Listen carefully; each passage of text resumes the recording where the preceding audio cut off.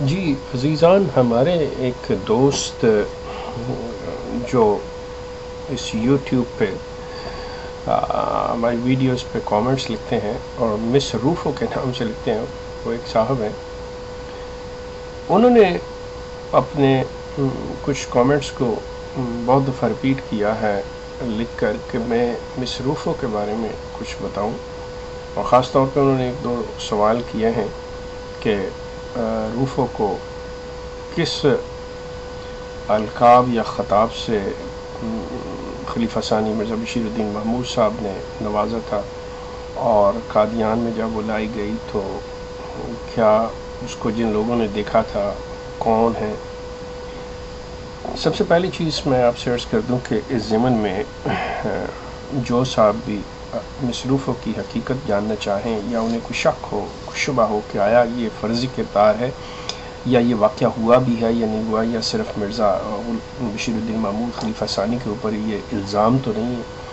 تو ان احباب کے لیے میں یہ عرض کروں گا کہ جب یہ مس روفو قادیان لائی گئی ہیں اور یہ سلسلہ جو تھا میڈیا میں کافی اٹھا، اور اس چیز کو ذمہ دار اخبار نے، جس کے ایڈیٹر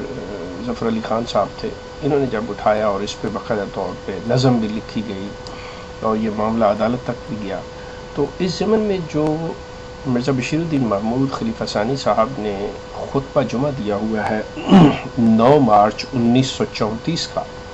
اس کو آپ الفضل قادیان کے 18 مارچ کے اخبار میں آپ پڑھ سکتے ہیں، جو کہ صفحہ نمبر 5 تا 8 تک یہ خطبہ جو ہے مکمل دیا ہوا ہے اس میں. تو اس میں باقاعدہ وہ ذکر کرتے ہیں کہ میں مس روفو کو کیوں لے کے آیا تھا، کس لیے لے کے آیا تھا. مس روفو کی بیک گراؤنڈ کچھ اس طرح سے ہے کہ یہ لاہور میں سیسل ہوٹل کی یہ ٹیبل ڈانسر ہوا کرتی تھی اس زمانے میں. مطلب آپ یہ سمجھتے ہیں کہ جو ویسٹرن طبقہ وہاں پہ تھا، وہ ان کے لیے یہ اٹیلین ڈانسر جو تھی یہ وہاں پہ تھی. یہ مرزا محمود آیا جایا کرتے تھے لاہور، تو ان کو مطلب اس کی شہرت یا اس کا پتہ چلا، تو یہ لاہور میں اپنے ایک ملنے والوں کے ساتھ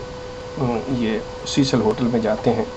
اور ان کے اپنے گھر کی ان کی ایک صاحبزادی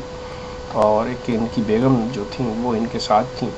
تو وہاں پہ سیسل ہوٹل میں انہوں نے ناشتہ وغیرہ کیا، اور مس روفو سے بھی یہ لوگ ملے.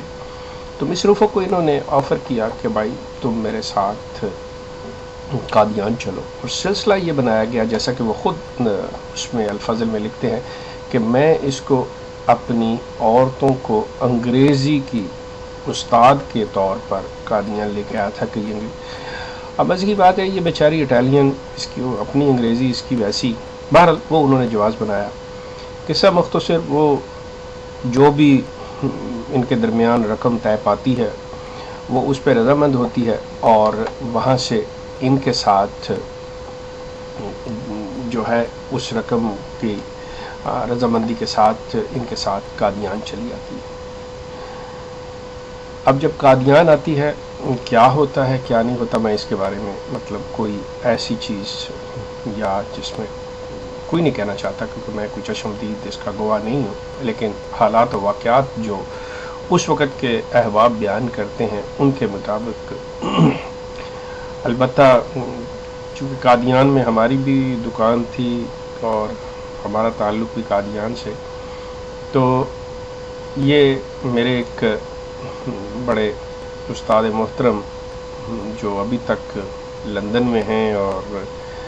اس واقعے کے مطلب بہت حد تک چشمدید گواہ بھی ہیں، میں بہرحال ان کا نام تو ظاہر نہیں کر سکتا. انہوں نے خود کہتے، وہ مجھے بتاتے ہیں کہ ایک دفعہ وہ ہماری دکان پہ تھے، تو یہ احمدیہ بازار سے ہوتی ہوئی احمدیہ چوک کے قریب سے کہ روفو جو ہے یہ اپنے سنہری بالوں میں کنگھی کرتی ہوئی وہاں سے گزری. کہتے میں نے وہاں اس کو دیکھا تھا. اب وہ جو ہیں بہرحال وہ جماعت کے بزرگ ہیں، اور جماعت میں وہ پڑھاتے بھی رہے ہیں، واقف زندگی بھی تھے. مطلب یہ کوئی ایسے نہیں ہے کہ بھئی وہ کوئی عام حیثیت سے. اب اصل جو بات انہوں نے پوچھی ہے کہ کس خطاب سے نوازا گیا، تو بقول شخص سے، پھر وہی بات میں نام تو نہیں ان کا ظاہر کر سکتا، وہ کہتے ہیں کہ روفو کو جو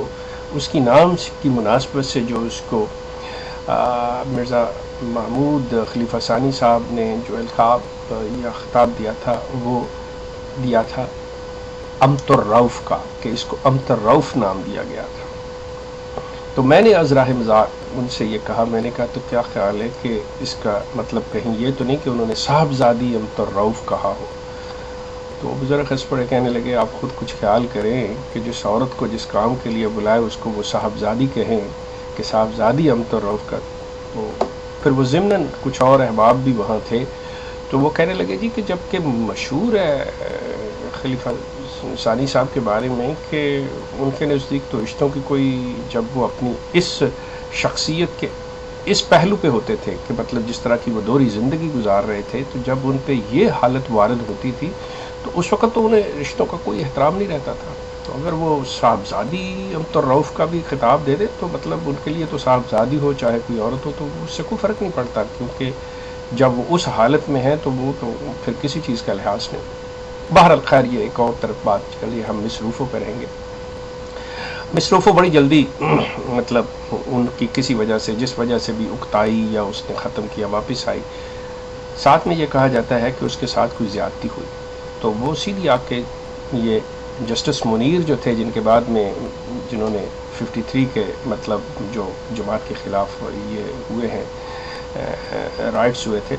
اس میں وہ جسٹس تھے، تو اس وقت اس دور میں 34 میں وہ وکیل تھے، تو وہاں پہ ان کے پاس آئی، آ کے کہا کہ میرے ساتھ یہ زیادتی ہوئی، محمود نے میرے ساتھ یہ معاملات اور اتنے پیسے سیٹل کیے تھے تو محمود نے میرے پیسے نہیں دیے اور میرے ساتھ یہ ہوا۔ وہ مطلب جسٹ